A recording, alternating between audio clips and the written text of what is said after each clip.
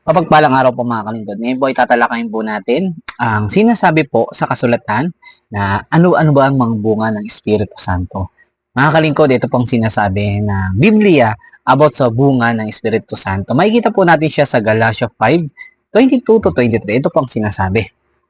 Subalit ang bunga ng Espiritu ay pag-ibig, kagalakan, kapayapaan, pagtsatsaga, kabaitan, kabutihan, katapatan, kahinahunan, at pagpipigil sa sarili. Alam niyo po mga kalingkod, bilang isang mananampalataya ng ating Panginoon, di ba, kung ikaw ay wala sa Panginoon, napakahirap gawin ng mga bagay na to.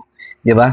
Pero mga kalingkod, ito po yung advantage na nasa Panginoong Hesukristo na tayo. Ang Espiritu Santo po ang tutulong sa atin kung paano po magawa ito sapagkat siya po ang magpapaalam at siya po ang magtuturo sa atin kung paano tayo gumawa ng mga bagay patungkol sa Panginoon at higit sa lahat mamuhay sa kalooban ng ating Panginoon sa tulong ng salita ng Panginoon. Kaya mga kalingkod, kung talagang ikaw ay nanampalataya at naniniwala si Jesucristo ang ating Diyos at tagapagligtas ng ating buhay, dapat po namumunga tayo at ang Espiritu Santo po ang siyang gumagawa at kumikilos sa buhay natin.